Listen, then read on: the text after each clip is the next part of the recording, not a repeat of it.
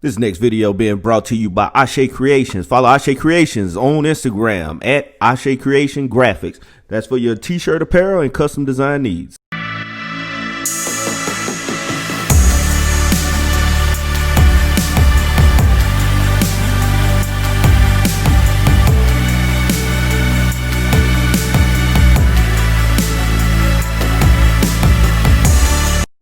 Dre Spector Boxing here with another video. As always, like, comment, and subscribe. Make sure you hit the bell notification, that way you stay updated on the latest content that I add to the channel.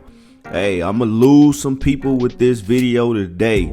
As you seen in the title, it is Jermell Charlo. Jermell Charlo. He is king, and I put the emphasis on king of the 154-pound division. That's super welterweight, junior middleweight, 154 pounds. Jermell is King Charlo at 154 pounds. I'm gonna lose some of y'all with this one. I'm just tired of going to everybody's channel and I'm getting all this blatant disrespect of Jermell Charlo. It's a lot of questions behind him, but they act like this guy just walked onto the stage and just got handed a championship. It didn't go down like that. His career didn't start like that. He wasn't catered to. This dude worked and got it out the mud. And the blatant disrespect after all the accomplishments because of the bravado that he puts on, it's ridiculous. You gotta get this man his flowers while he's still alive. And let me help you understand what I'm saying by that. When I say you gotta give him his flowers, this guy got it out the mud. He's basically an undefeated fighter. Let's start there. He lost his title on the cards in a controversial loss to Tony Harrison last year. And when I say controversial, man, that's an understatement saying that it was controversial. He in my opinion, he was aggressive. He landed the better shots. I think the numbers came back that he landed more power punches, and he lost the fight. And Tony Harrison was able to beat a champion on jabs. I've never seen that. But that's blatant disrespect. But it was a controversial loss to say the same. But the tear that he came off of that controversial loss, getting a replacement fight with Jorge Cota, demolishing him. Getting a rematch with Tony Harrison, demolishing him. I'm talking about that put a drive to show what he was and who he was, and that is king of the 154-pound division. And let me give you some of the other names that's on there in the 154-pound division. You got J-Rock, you got Jared Swift Hurd, Tony Harrison, Jason Rosario, Arizona De Lara, Erickson Lubin, Patrick Teixeira. I have, out of all those guys, you name one of those guys that's better than him. They got a better resume. J-Rock, he been asleep a couple times. He been knocked out. Jared Swift Hurd, he got dropped by J-Rock. Couldn't get J-Rock out of there. A guy who's we see now has a suspect chin. Tony Harrison. The guy he basically beat Tony Harrison twice. Let's be honest. Jason Rosario, a guy that's been knocked out before, has been questioned about does he even have the hunger, to compete in a division like this. Arizona De Lara, an old stablemate of Jermell Charlo, who doesn't even mention his name. I don't ever hear Arizona saying that he wants to fight Jermell Charlo. If he did, fact check me. Show me where he ever said that at. Erickson Lubin, demolished by Jermell Charlo. First round knockout. Hand down, man down. And he's been asking for a rematch since then, man. The way he got knocked out, I'll be rethinking boxing. Good fighter. I'm not taking away from these guys. These are all good fighters. Patrick Teixeira, paper champ, WBO paper champ. He gets demolished by Jermell Charlo. That's easy. man, you got to look at this guy's resume. Look at Jermell Charlo's resume, right? He got Martirosian on his resume. He got Charles Hadley. He got Gabriel Rosado. He got Erickson Lubin. Got Austin Trout. I'm giving you the big names, the bigger names at 154 pounds.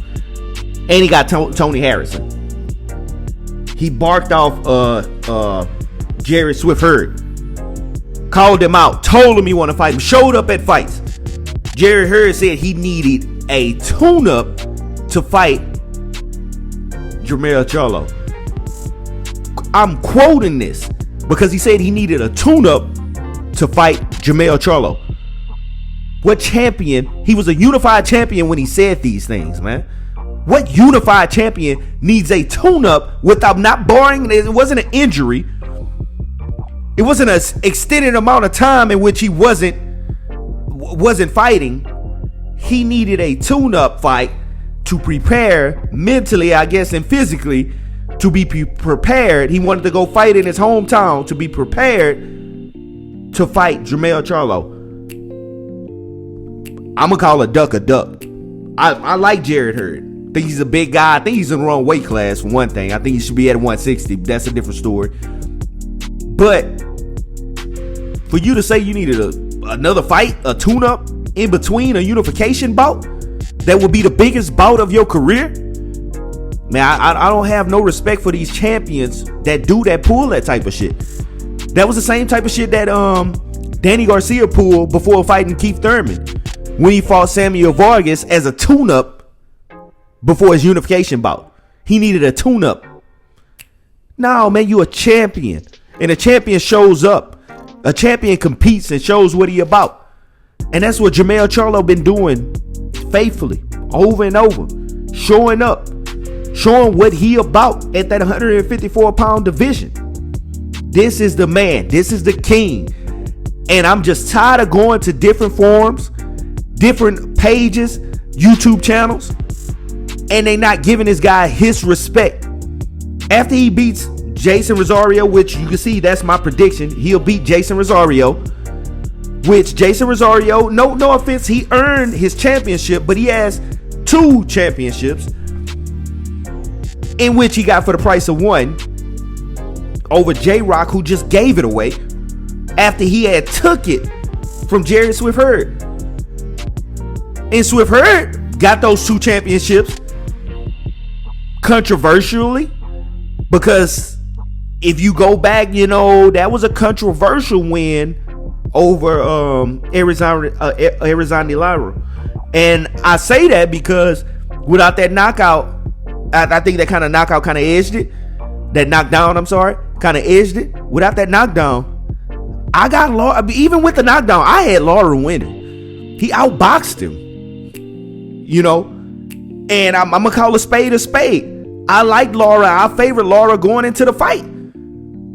I favored Hurd going into the fight, but he was outboxed by the older Lara. This younger guy's supposed to be able to put on a barrage of talent and skill over the older Lara.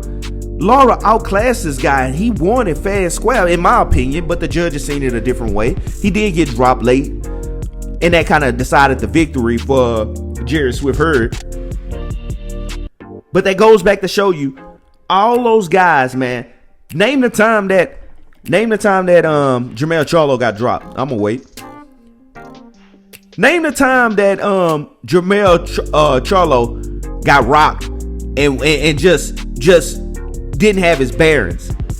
Everybody they put him in there with, he's came out stronger, and especially since he got with Derrick James, man. That 4 knockout streak he had going once it was around the time when he got with Derrick James, man. That was a very what I'm trying to say, that was a very plausible little streak that he had going. He was demolishing it, and on there was that streak included Charles Hadley and Erickson Lubin. The way he did Charles Hadley, whoo, Jesus, shit. The way he did my guy Tony Harrison in the rematch, that triple uppercut, bruh, he demolished Tony Harrison. When he had the chance to get him out of there, he demolished Tony Harrison. And Tony Harrison, props to Tony Harris. He stood in there. He went toe to toe with Jermell Charlo. He tried to go mano y mano, which was a bad fight plan for himself, and it ultimately got him knocked out. But the way he got knocked out, man, that triple uppercut, man, those were crucial, man, crucial. But I'm just here to say, the Charlo brothers, the Charlo twins, they don't get enough respect in the game today. But Jermell Charlo earned everything he got at 154 pounds. He earned it. They took his WBC championship away. He earned that back. He may have cried. I admit, he may have, kind of got upset. But what passionate person don't? When you passionate about what you do, when you put your blood, sweat, and tears into what you do, it wasn't a sore loser. It was passion. I want this so fucking bad, and you don't respect it enough. How much I want it. I want a rematch, and I'm gonna show you how I'm gonna do you in a rematch. I know it ate away at him when he had to fight Jorge Cota, but he went in there and look what he did to him. He sent a message. Man, and that's old school throwback fighter shit. You don't get nobody doing the shit that he's doing right now. He is ruling the division. And let me throw this word out there. Undisputed. This dude is on the brink of undisputed at 154 pounds. Who's standing in his way once he gets past Jason Rosario? Patrick Teixeira. Patrick, come on now. Come on, that dude, he don't even say Charlo name. He don't want no parts of Charlo. He ain't finna want no parts of Charlo.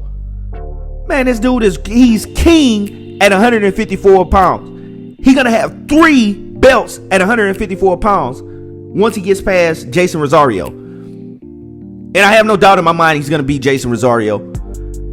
I think it's gonna be a competitive matchup.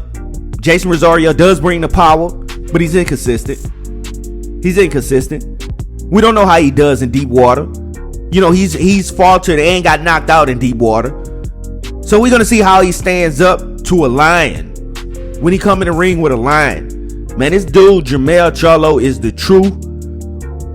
You have to sit there and pay attention to this guy. You can no longer neglect that. You can't talk around the subject. You have to face it head on. This dude is king at 154 pounds. And I'm backing him 100%. I'm a fan of his. I'm a fan of most of all these fighters. But I'm a fan of his, and I'm just tired of the blatant disrespect, not showing the respect as if though this guy got handed something. This dude got it all out the mud. I'm talking about like everything he's earned in that square circle has been earned off his own sweat, off his own determination. Look at the superior athlete that this guy is. Him and his brother. But Jermell and specifically, speaking of Jermell, he is a very dedicated athlete. Since he got with Derrick James over there with Earl Spence Jr., the way this guy's training, man, I watched some of his YouTube channels, and just watching this guy's always training. He's always working out. He's staying in shape. He not far off shape. This guy's fight ready now. He's fight ready now. Y'all don't understand this, man. You got to give some of these guys their flowers while they still alive. Jermell Charlo, king at 154 pound division. If you know anybody else that's gonna beat Jermell Charlo out of 154 pound division, you let me know. Jarrett Hurd ran from him. I have no faith in Jarrett Hurd. J-Rock Chin 2 suspect. Jason Rosario is undependable. The guy, he fades. So if he can't get you out of there, he gonna fade. In my opinion, I don't think that he's just the best boxer. He has a good pop on the shots. I do like that about him. But how is he gonna do when he get into deep waters with a lion? man, I just don't see it. I don't see it right now, today, moving forward, until he want to relinquish and maybe go up to, middleweight, at super welterweight, junior middleweight, 154-pound division. Jermell is King Charlo now. He's King Charlo because he's king of this division. And you got to start giving these guys his props. You got to start giving his trainer his props. You got to start really looking at these guys and giving them their flowers while they're alive. That's Dre Spec the Boxing. That's all I got for you for right now. Like I said, if you got anybody that you think is better than Jermell Charlo in 154 pounds, I'll debate you all day. Bring them on. Bring them to the table. Who is better than Jermell Charlo right now today? It ain't finna be Jason Rosario. It wasn't gonna be Swift, Jared Hurd. It wasn't gonna be J-Rock, Chin, two suspect. Been knocked out in this division twice. Brutal knockouts. I'm talking about he got that Amir Khan effect when he gets hit hard. At 154 pounds, y'all best luck. I think the best was pull out of Jermell Charlo in a Tony Harrison fight. I don't think you're going to see the best Jermell Charlo in this Jason Rosario fight because I don't think it's going to be as hard as people may think. But this is the best fight that PBC is putting out during this pandemic. Is this fight on September 26th, a unification 154-pound fight that gets them one step closer to undisputed? Man, this is the fight that everybody should be talking about. I hear people talking about Tank Davis and Josecito Lopez, and rightfully so. Those guys have done a lot in their career, but right now, 154-pound division on the brink of undisputed super welterweight champ is Jermell Charlo. I'm gonna give this guy his flowers while he's still alive. This guy is king of the 154-pound division, and I'm gonna leave it at that. That's Dre Spector. That's all I got. I'm out.